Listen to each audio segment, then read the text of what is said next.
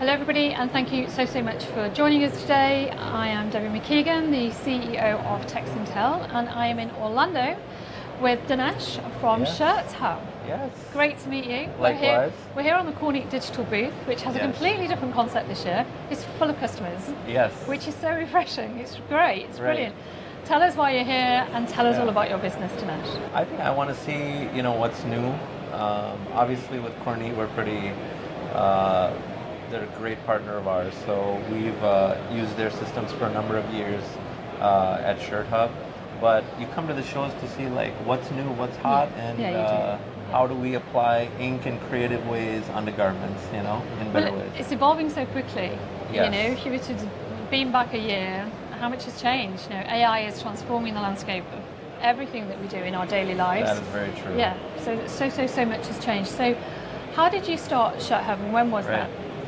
So we've been decorating garments for like over 30 years. Yeah. Our business has had, many phases. So at one phase we were heavily into retail with apparel stores, selling licensed apparel, those kind of things. Yeah. For the last 15 years, we've really been focused on, contract decoration and online fulfillment.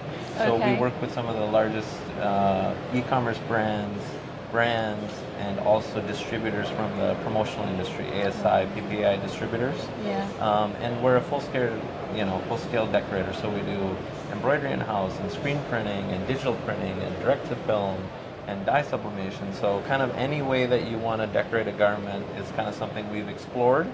Yeah. And then definitely heavily, our kind of really, what we do really good, I feel, is our digital printing. And when using did you Kornit. first start using digital? How many years ago was that? The first DTG printer we bought, I think, was in 2005. Yeah. And I think we've had a buffet of trying, just not being satisfied. Yeah. And keep on saying, oh man, this print is okay. In the past, the digital print is okay, but it's not going to blow you away. It's not going to be like, wow. So you have the added advantage of the knowledge that you have in your business, because as a screen printing business, you know the expectation of the customer, you know the specification of the product. So you were really primed to know what digital had to deliver. Yes. Really. So when did you make the first investment in Kornit machinery? So that was, I believe, 2011. That was with an Avalanche Hexa machine. Okay. Which that was a big deal at the time because Yeah. it was the first DTG printer to have a red and a green ink. So you're expanding your color gamut significantly. And we just loved the fact that we finally felt like we had a product that we would be like really happy to show a customer, and they'd be like sometimes surprised and say, wow, is that a digital print or what is that? And now I look 10 years, or more later, and the quality has really come up to the retail level. So we're able to kind of go after new markets that we never thought we would be and like going to a retail client and saying, hey, you can do a long run in screen, but you can also fill in with new designs, small run, so you can test and not have so much waste. Yeah, exactly. Just add those those little couture collections in between, really, to keep jazzing up the offer, I suppose, really. Yeah, and the speed, it allows you speed, so the market with social media and things like, the cycle of what was hot is gone from, it would be hot for months, then it was weeks, and now it's like, what hour is it? There's going to be something new.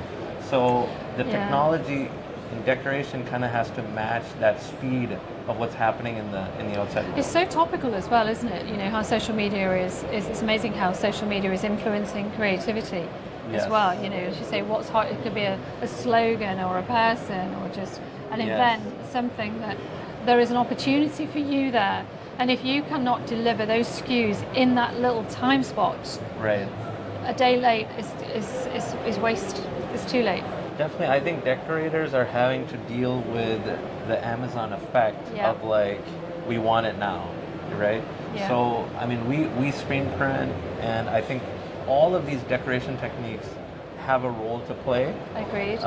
But definitely digital is made for the future. I mean, it's faster, the quality is there. So we've been, an early adapter and continue to invest in it deeply. But definitely, I see a lot of, trends out there that will continue that growth. So it's been really good. It's great growth, it really is. How many people do you employ now? So full time we have about 35. Yeah. And we have another set of people that are part time that help us in second shift and third shift. And then during our peak season of November and December, we add about that same amount just to kind of help with folding and collating and all those things, because that's kind of our Super Bowl of the industry for the U.S. especially, and around for fulfillers is November and December. That's when you got to perform. So I guess in the past you'd had to develop your own system to work out what is that huge pile now at the end of production, and who is all that product for. 100%. Yeah. You were talking earlier about Kornit Connect, and other gateway and other software that's in there. Does that help you automate the operations of your business? Yeah, I think that the decorator of today kind of almost has to be, part decorator, part IT guy, right? Yeah. And really, in order to get a unit of one consistently to the customer, high quality, the right item, you have to have some software. So when we started, I look back now, 15 years ago, there wasn't really anything off the shelf, so we kind of had to get a programmer and say, hey, we got to have some barcoding because what we're doing is like not working, Well, the problem is you get busier and the chaos gets bigger. It just gets more chaotic. I could show you pictures of our warehouse, the first real peak season we had, where you think you have processes, to match and collate, and then you have 10x the volume that goes in, and your system breaks, and all of a sudden we're having, I think we had 20 tables out there with different bin numbers, and we're having we're throwing people at it, so we have 20 people trying to match. And today, it's just beautiful the way the systems have evolved, so that everything has its bin and its place, and making sure that you don't miss a back print and you don't miss a front print. And the QC has kind of evolved as well. So. And AI, how do you see AI impacting the business in the next few years?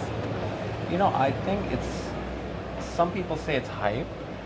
I personally feel it's almost underhyped in the sense that I think it's one of those inventions that has the potential to change the very fabric of what a workday looks like, because people have caught on to it with ChatGPT and it can help me write an email, but if you think about the type of intelligence they're building, really it's going to touch back office. It's going to touch your with agents, your front. So I think it's going to be 10 years into the future, we might not be able to recognize, what a workday looks like. Yeah, I agree. At the rate that it's improving. I just hope that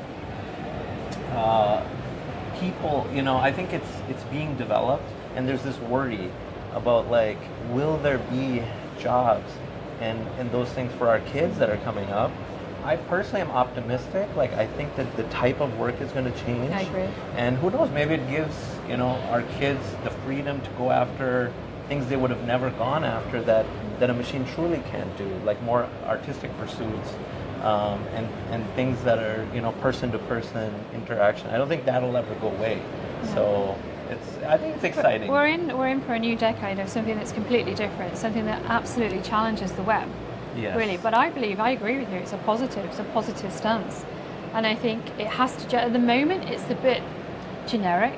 Right. Everybody's kind of doing the generic things with it, aren't they? But when you get people pushing the boundaries of creativity and generating new e-commerce, new business models by implementing AI where it actually makes a difference, not AI for AI's sake, then I think we're in for a whole new generation of commerce, aren't you? And as you say, a rewire of the working day. I think we're at the DOS version of that's AI. a great way to put it. You're right. You're literally blue screen. We're just just seeing what this can do. Yeah.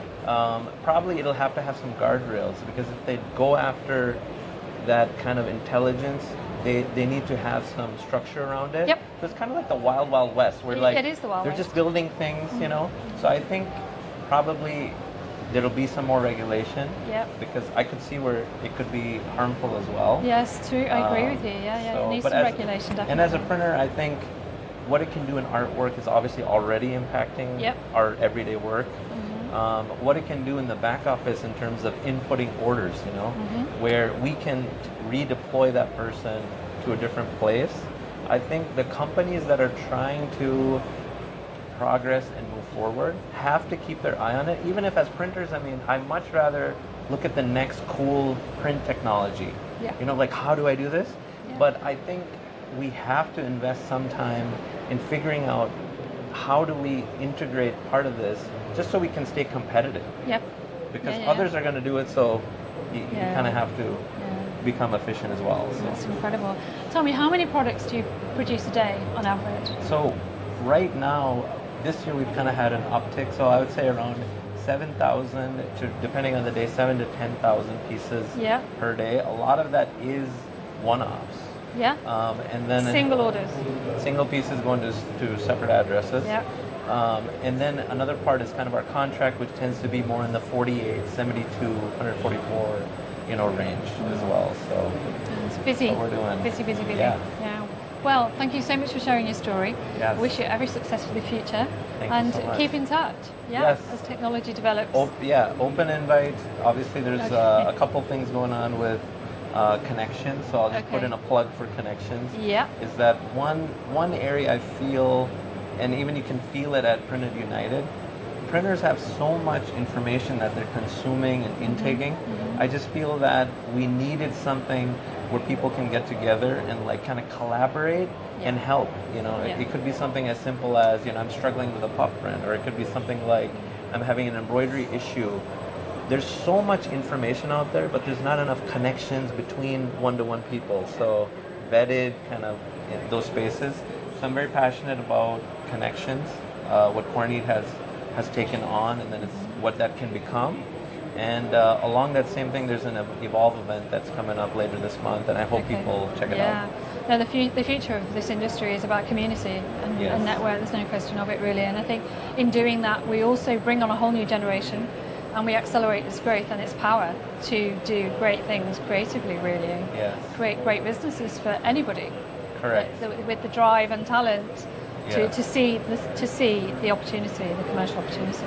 100%. That's great. Dinesh, thank you so much. Thank you so much. Pleasure to meet you. Thanks, guys. And thank you, everybody, for listening.